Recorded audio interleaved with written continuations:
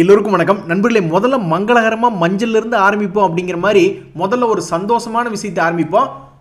இந்த INOX India IPO அப்படின்றது 660 ரூபாய்க்கு ஐபிஓ ப்ரைஸாக வந்தது. இப்போ நம்ம போய் பார்த்தோம்னு வச்சிங்களேன் 37% ப்ராஃபிட்டில் ட்ரேட் ஆகிட்டு இருக்கு. இது ரொம்ப சந்தோஷமான விஷயம். இருந்தாலும் ஒரு துக்ககரமான விஷயம் என்னன்னா, இதனுடைய கிரே மார்க்கெட் ப்ரீமியம்லாம் நல்லா 67% காமிச்சிருந்தான். நேற்று மட்டும் மார்க்கெட் இறங்காமல் கொஞ்சம் கரெக்டாக இருந்திருந்தான்னா கண்டிப்பாக இன்னொரு 20% எல்லாம் கொஞ்சம் அதிகமாக அதே எதிர்பார்த்த மாதிரி ஒரு 60% வந்து லிஸ்ட் ஆகிருக்கக்கூடிய வாய்ப்பு அப்படின்றது இருந்திருக்கும். ஷேர் மார்க்கெட் இறங்கினதுனால பாவம் ஒரு 20% காத்தோட காத்தா கரைஞ்சு போச்சு. நண்பர்களே, சத்தியத்துக்கு நான் நேற்று அமெரிக்காவை நம்பி தான் தூங்க போனேன். சரி, அமெரிக்கா மார்க்கெட் ஒரு வேளை பாசிட்டிவ்ல இருக்கான், நல்லபடியாக நம்மளை நான் காப்பாற்றுவோம் அப்படின்னு சொல்லி நான் அவனை நம்பி தான் போனேன். கடைசியில் எந்திரிச்சு பார்த்தா அமெரிக்காவே கும்பா பாடிடுச்சு. அவனே ஆல்மோஸ்ட் 1.5%, அவனுக்கே இது பெரிய ஃபால் தான். அதுக்கப்புறம் நம்ம மார்க்கெட்டை சொல்லவா வேணும், அவனும் ஓப்பனிங் நெகட்டிவ் தான் இருந்து இப்போ ஏதோ ஒரு ஃப்ளாட்டில் ட்ரேட் ஆகிட்டு இருக்காங்க. ஸோ உலகம் பூரா ஒரு ப்ராஃபிட் புக்கிங் அப்படின்றது நடந்துட்டு தான் இருக்குது நண்பர்களே.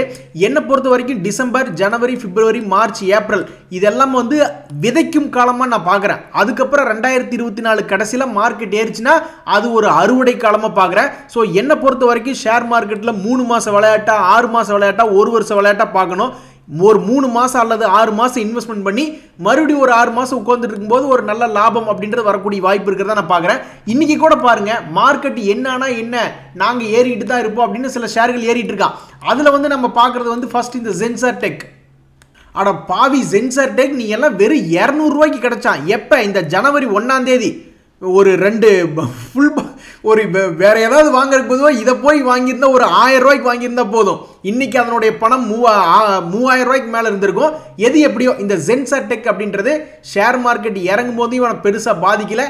இப்போ கூட பாருங்க, மார்க்கெட் திரும்பி ஏறும்பொழுது இவனும் ஸ்வங்கின்னு மேலே ஏறி லைஃப் ஹைக்கே வர்றான். அடுத்து நம்ம பார்க்கக்கூடிய இந்த மெட்ரோபோலிஸ் வந்து நேற்று அவனுக்கு நியூஸ் இருந்து சும்மா ஏனோ தானான்னு இருந்துட்டான். இன்னைக்கு பார்த்தா ஒரு நல்ல கெயின். ஸோ இந்த மெட்ரோபாலிஸ் என்னை பொறுத்த வரைக்கும் இங்கிருந்து பிரேக் அவுட் ஆகி மேலே வந்தானாக்கா ஒரு 2500 ரூபாலாம் அப்கமிங் இயர்ஸில் வந்துச்சுன்னா ரொம்ப சந்தோஷமா இருக்கும். நிஜமா சொல்கிறேன், நேற்று ஏகப்பட்ட பேர் நம்ம ஷேர் மார்க்கெட்டில் கதறிட்டு கொண்டிருப்போம். நேற்று நம்மளுடைய விழுந்த வீழ்ச்சி அப்படி. ஆனால் இந்த ஷேர் மெட்டல் ஷேர்லாம் வச்சிருக்கிறவங்க ஜாலியாக கால் மேலே கால் போட்டுக்கு வந்து மிச்சர் சாப்பிட்டு இருப்பாங்கன்னு நினைக்கிறேன். ஏன்னா அவங்களுக்கு ஒரு வீழ்ச்சியே இல்லை. 2023 262 ரூபா இருந்த ஸ்டாக்கு இப்போ 2023 முடியறதுக்குள்ளேயே 560 ரூபா பக்கம் வந்து இறங்கவே இல்லை. ரொம்ப ஸ்ட்ராங்காக இருக்கான். ஸோ இது போன்ற ஷேர்களும் ஷேர் மார்க்கெட்டில் இருக்குது. என்னை பொறுத்த வரைக்கும் மார்க்கெட் இறங்கினாலும் தொடர்ந்து மேல் நோக்கி ஏறக்கூடிய பங்குகளாக இருக்குது. அதே மாதிரி மார்க்கெட் இறங்கி இருந்தாலும் கீழே அதில் பாதாளத்தில் இருக்கக்கூடிய பங்குகள் திரும்பி மேலே ஏறக்கூடிய வாய்ப்பு இருக்கிற மாதிரி காட்டுறான். அதனால நண்பர்களே, மார்க்கெட் இறங்கிட்டு இருந்தாலும் தொடர்ந்து ஏறக்கூடிய பங்குகள் இருக்கு. நம்மளுடைய பங்குகளின் தேர்வுகள் இந்த மாதிரி இருந்துன்னு வச்சுங்க. ஒரு உதாரணத்துக்கு வந்து மார்க்கெட் வீழ்ச்சி அடையும் போது, உச்சத்திலிருந்து வீழ்ச்சி அடையும் போது நம்ம கீழிருந்து ஏதாவது மேல் நோக்கி ஏறக்கூடிய பங்குகளை பார்த்து வாங்கினோம்னு வச்சுங்களேன், அதில் ஒரு அட்வான்டேஜ் இருக்கு நம்மளுக்கு. ஏன்னா நம்ம எடுக்கிறதே கீழ் ரேட்டில் எடுக்கிறதுனால கொஞ்சம் பயம் இல்லாமல் உட்காந்துருக்கலாம். அதே மாதிரி மார்க்கெட் மேலிருந்து கீழே இறங்கி மறுபடியும் திரும்பி ஏறான். இன்னைக்கெல்லாம் பார்த்தீங்களா மார்க்கெட் ரெக்கவரி ஆச்சு. சரி, நேற்று நம்மளுடைய போர்ட்ஃபோலியோ 10% இறங்குச்சு, ஃபைன்.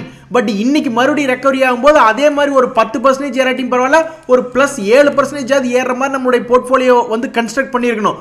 அப்படி இல்லைன்னா நம்மளுக்கு ரொம்பவுமே ஆபத்து. எல்லாத்துலேயுமே பெஸ்ட் இவன் தாங்க. மார்க்கெட் ஏறிட்டு இருக்கும்போது நம்ம எடுக்க வேண்டிய பங்குகள் வந்து இந்த மாதிரி கீழிருந்து ஸ்டார்ட் ஆகிற மாதிரி இருக்கணும். அதே மாதிரி மார்க்கெட் இறங்கிட்டு இருக்கும்போது நம்ம இன்வெஸ்ட்மெண்ட் பண்ணக்கூடிய பங்குகள் இந்த மாதிரி மெட்ரோபாலிஸ் மாதிரி கீழிருந்து மேல் நோக்கி ஏற வாய்ப்புள்ள மாதிரி இருந்தால் தெரிஞ்சால் மட்டும்தான் எடுக்கணும் அப்படின்றது என்னுடைய கருத்து. நண்பர்களே, ஷேர் மார்க்கெட்டில் பொதுவாக என்ன சொல்லுவாங்கன்னா, ப்ரொமோட்டர், அந்த கம்பெனியை ஆரம்பித்தவங்க கண்டிப்பாக இருக்கணும், அப்போ தான் உங்களுக்கு வந்து நல்ல மேல் நோக்கி வருவோம் அப்படின்ற மாதிரி சொல்லுவாங்க. நிறைய கம்பெனிகளில் ப்ரொமோட்டர் ஹோல்டிங் 0வாக இருந்தாலும் அவனுங்கெல்லாம் சூப்பராக இருக்காங்க. ஐடிசி கம்பெனியில் ப்ரொமோட்டர் ஹோல்டிங் 0 தான். அதே மாதிரி இந்த ஃபெடரல் பேங்க் அப்படின்றது நீங்கள் எடுத்து பார்த்தீங்கன்னா, அங்கே இன்வெஸ்டர்ஸில் நீங்கள் போய் பார்த்தீங்கன்னா எஃப்ஐஸ், டிஐஸ், பப்ளிக் தான் இருப்பாங்க, அந்த ப்ரொமோட்டரே இல்லை. பட் இருந்தாலும் இந்த கம்பெனியினுடைய சிறப்பு என்னன்னு பார்த்தீங்கன்னா, அவனுடைய ஷேர் ப்ரைஸ் வந்து 150 ரூபாயில் போயிட்டு இருக்கு. அதே மாதிரி இவனுடைய பிஎன்எல்லாம் எடுத்து பார்த்தீங்கன்னா 1000 கோடி 3000 கோடின்னு இருக்கு. அவனுடைய ப்ராஃபிட் வந்து வளர்ச்சி அடைஞ்சிட்டு தான் போகுது. அதனால நிறைய பேர் பயந்துக்கிறாங்க. ப்ரொமோட்டர் ஹோல்டிங் இருந்து அவன் பூராத்தையும் பிளட்ஜ் பண்ணியிருந்தா தான் பயப்படணும். ப்ரொமோட்டர் ஹோல்டிங் இருந்தாலும் ஓகே, ப்ரொமோட்டர் ஹோல்டிங்கே இல்லாமல் ப்ராஃபிட் அண்ட் லாஸில் வந்து நல்லா மேல் நோக்கி பறந்துக்கிட்டே இருக்கு, உச்சத்தில் இருக்குன்னா அப்போ பயப்பட வேண்டியதே இல்லை. சில பேர் வந்து ப்ரொமோட்டர் ஹோல்டிங் இல்லைன்னு சொல்லி பயந்துக்கிறாங்க. பட் உண்மைத்தன்மை என்னன்னா, அவன் ப்ரொமோட்டர் ஹோல்டிங் இல்லைனாலும் தொடர்ந்து அவனுடைய பிஎன்எல் பர்ஃபார்மன்ஸ் நல்லா இருக்குன்னா அந்த கம்பெனி பெட்டராக தான் இருக்குது அப்படின்ற மாதிரி அர்த்தம். நண்பர்களே, இப்போதைக்கு நம்ம முன்னாடி இருக்கக்கூடிய ஒரு கேள்வி என்னன்னா, நம்மளுடைய நிஃப்டி 50 இண்டெக்ஸுக்கு சப்போர்ட். இது ஒரு ஃபைனல் சப்போர்ட் அப்படின்ற மாதிரி கூட பயமுறுத்துறாங்க கரடிகள். ஏன்னா கரடிகள் என்ன சொல்லுங்கன்னா 21,000 கீழே போச்சுன்னா எங்க ஆட்சி தான் அப்படின்ற மாதிரி சொல்றாங்க. ஸோ 21,000 தாக்கி பிடிக்குமா நம்மளுடைய மார்க்கெட்? எவ்வளவு நாள் தாக்கி பிடிக்கணும்? ரொம்பலாம் வேண்டாம், இன்னொரு 9 நாள் தான் இருக்கு இந்த மாசம் முடியிருக்கு. ஸோ இந்த 2023ல இந்த 21,000 தாங்கி பிடிச்சதுன்னா ரொம்ப சந்தோஷமா இருக்கும். ஏன்னா மார்க்கெட் இப்படியே தான் இருக்கும். திடீர்னு நியூ இயர் 4-5 நாள் கழிச்சு பார்த்து திடீர்னு ஒரு சின்ன ஹை கிடைச்சிட்டான்னு வச்சுங்களேன், அப்போ இது ரொம்பவுமே ஸ்ட்ராங்கான சப்போர்ட் ஆயிரும் 21,000. ஸோ இந்த 26,000 உடைக்குதா இல்லையா அப்படின்ற இந்த 9 நாட்களில் நம்ம தொடர்ந்து பார்க்க வேண்டும். ரொம்ப சுவாரஸ்யமா இருக்கு ஷேர் மார்க்கெட் வாழ்க்கை. நண்பர்களே, உங்களுக்கு தெரியாதுல்ல, சமீப காலமாக நம்மளுக்கு உருப்படியாக ஷேர் மார்க்கெட்டில் சம்பாரிச்சு கொடுக்கறது அப்படின்றது இந்த ஐபிஓக்கள் தான். நல்ல நல்ல ஐபிஓக்கள் அப்ளை பண்ணி பை லக் நம்மளுடைய முன்னோர்களினுடைய புண்ணியத்தில் கிடைச்சதுன்னு வச்சுக்கிங்களேன், அப்போ நம்ம டக்குன்னு முதல் நாளே லிஸ்டிங் கெயினில் வித்துவிட முடியுது. அப்படி பார்த்தீங்கன்னா இப்போ சமீபத்தில் என்னென்ன ஐபிஓக்கள் இன்னைக்கு முடிகிற மாதிரி இருக்குது அப்படின்னு பார்த்தீங்கன்னா, இந்த ஹாப்பி ஃபோர்ஜிங்ஸ், ஆர்பிஎஸ் ஜுவல்லர்ஸ், அப்புறம் இந்த கிரெடோ பிராண்ட்ஸ் இருக்கு. ஆனால் இதில் ஒரு பிரச்சனை என்னன்னா, இந்த ஆர்பிஎஸ் ஐபிஓல கிரே மார்க்கெட் ப்ரீமியமே இல்லை. அப்புறம் எதுக்கு போய் அதில் கொண்டே காலை வைக்கணும் அப்படின்றது என்னுடைய கருத்து. ஸோ நானாக இருந்தேன்னா என்ன பண்ணுவேன்னா, இந்த முஃப்தியில் 51% லிஸ்டிங் கெயின் காமிக்கிற மாதிரி காட்டுறான், ஆசாத்தில் காட்டுறான், ஹாப்பி ஃபோர்ஜிங்ஸில் காட்டுறான், இன்னோவா கேப்டாப்னு காட்டுறான்னா நான் இதில் தான் ஃபோக்கஸ் பண்ணுவேன். ஸோ தற்சமயத்துக்கு இந்த ஐபிஓக்கள் கிடைச்சதுன்னா கண்டிப்பாக அது ஒரு நல்ல லாபகரமாக இருக்கக்கூடிய வாய்ப்பு இருக்கிற மாதிரி தான் காட்டுறாங்க. எங்கள் ஊரில் இருக்காயா ஒரு ட்ரெண்டிங் கிளி அப்படின்ற மாதிரி இந்த கோவில்பட்டி லக்ஷ்மி ஃப்ளோர் அப்படின்ற ஷேர்னுடைய ட்ரேடிங் பேட்டர்ன் பார்த்தீங்கன்னா, அவன் எப்போவுமே ஒரு ட்ரெண்டிங் கிளியாக தான் இருந்திருக்கான். ஏறுவான், அப்புறம் இறங்கி ரொம்ப நாள் இருந்துட்டு அப்புறம் மறுபடியும் ஏறுவான், மறுபடியும் இறங்குவான், அப்புறம் மறுபடியும் ஏறுவான். ஸோ இந்த சமயத்தில் வந்து நல்ல ஒரு உச்சம் அப்படின்றது அடைஞ்சிருக்கு. எங்கிருந்து 2020 கோவிட்ல ஆல்மோஸ்ட் 20 ரூபா இருந்தவன் இப்போ 200 ரூபாயில் இருக்கான். இந்த சமயத்தில் நான் என்ன பார்த்துட்டு இருந்தேன்னா, 2 ரூபா டிவிடெண்ட். நாளைக்கு டேட்டில் இந்த ஷேர் யாரெல்லாம் வச்சிருக்காங்களோ அவங்களுக்கு 2 ரூபா டிவிடெண்ட் கொடுக்கக்கூடிய வாய்ப்பு இருக்கிறதா நான் இந்த நியூஸ் பார்த்தேன். நீ கலக்கு சித்தப்பு அப்படின்ற மாதிரி அழிவே இல்லாமல் இப்போதைக்கு ரயில்வே துறை கூட கொஞ்சம் ஸ்லோ ஆகிட்டான். ஆனால் டிஃபென்ஸ் ஸ்லோ ஆகிற மாதிரி தெரியல. மசகன் ஸ்டாக்லேயும் இன்னைக்கு ஒரு 1615 கோடி ஆர்டர் கிடைச்சதா நியூஸ் வருது. கொச்சின் ஷிப்யார்ட்லேயும் இன்னைக்கு ஒரு 488 கோடிக்கு ஆர்டர் கிடைச்சதுன்னு 2 பேரும் 3% ஏறிட்டாங்க. நம்மளுக்கு இந்த மாதிரி நியூஸ் வந்துட்டே இருக்குனுங்க. இறங்குற மார்க்கெட்டில் கூட ஏறுதுன்னா அப்போ இந்த ஸ்டாக்லாம் எடுத்து வச்சவங்களுக்கு ஜாலி தானே.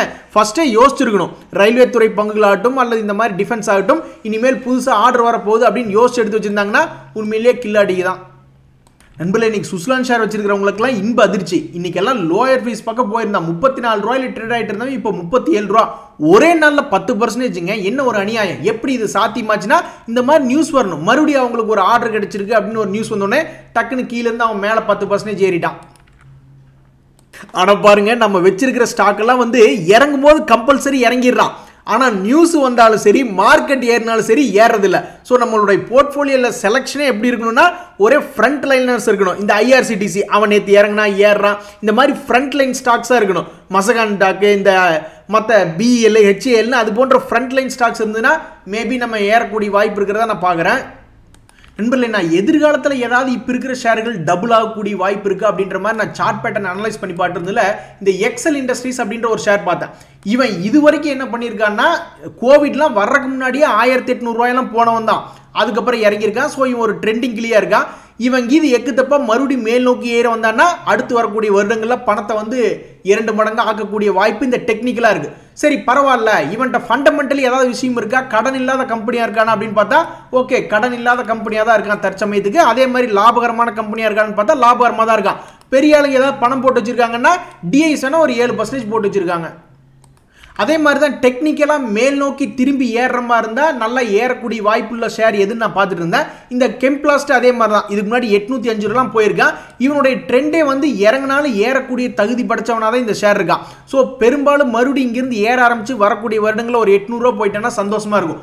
அடுத்து நம்ம பார்க்கக்கூடிய இந்த ஐஓஎல் கெமிக்கல்ஸ் அப்படின்ற ஷேருமே வந்து இதுக்கு முன்னாடி 1000 ரூபா பக்கமெல்லாம் போனவன் தான் இப்போ 500 ரூபா இருக்கான். இவனு ஏங்க 1000 ரூபாயிலிருந்து 500 ரூபா வரைக்கும் ஆல்மோஸ்ட் 2-3 வருஷம் எடுத்திருக்கான். அப்போ மறுபடியும் 500 ரூபாயிலிருந்து 1000 ரூபா போகணும்னா 2-3 வருஷத்துக்கு மேலே எடுக்க தான் செய்வான். சும்மா வருவாளா சுமாரி அப்படின்ற மாதிரி தான். ஆஹா, நம்மளுக்கு ஏதாவது நல்லது நடக்கும், ஜீல் ஒரு 100 ரூபாய் இறங்கி வருவான்னா ஏதாவது ஒரு நியூஸ் கொடுத்து அவனை மேலையும் கீழையும் ஊசலாட வச்சுட்டே இருக்காங்க. இன்னைக்கு 4% ஏறிடுச்சு. என்ன காரணம்னா, ஜீலும் சோனியும் மெர்ஜர் ஆகிறது டைம் எக்ஸ்டெண்ட் பண்ணலாமா அப்படின்னு இவங்க சோனிகிட்ட கேட்க அவங்களும் ஓகே அப்படின்ற மாதிரி ஒரு டிஸ்கஷன் வந்திருக்கு. எக்ஸ்டென்ஷன் ஆயிருக்கு அந்த மெர்ஜர் டைம் லைனோட எக்ஸ்டென்ஷன். அதனால இன்னைக்கு அவன் 4% மேலே ஏறிட்டா. இப்போ இந்த வேதாந்தா ஷேர் வந்து இப்போ ஃபோக்கஸில் இருக்கு நண்பர்களே.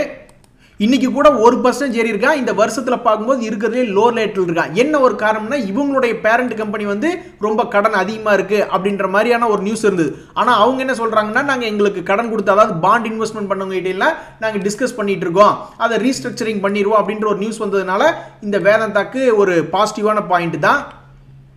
நண்பர்களே, வர வர நம்ம ஒரு ஸ்டாக் டிஸ்கஸ் பண்ணதுக்கு அப்புறம் தான் மீடியாக்களே நான் பார்க்குறேன். இன்னைக்கு நான் போய் பார்க்குறேன் விமார்ட் அப்படின்ற ஷேர் வந்து ஷார்ட் டைமில் ஏறி இறங்கக்கூடிய வாய்ப்பு இருக்குதா டிஸ்கஸ் பண்ணிட்டு இருக்காங்க.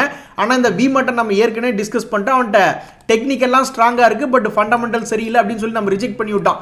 எது எப்படியோ நம்ம டிஸ்கஸ் பண்ணுறது வந்து மீடியாக்களில் வரும்போது ஒரு சந்தோஷம் தான். அவங்களுக்கு முன்னாடி நம்ம டிஸ்கஸ் பண்ணிடுறோம். சரி நண்பர்களே, இன்றைய தகவலாம் உங்களுக்கு உதவியாக இருந்ததுன்னு எனக்கு சந்தோஷம் தான். ரொம்ப நன்றி, வணக்கம்.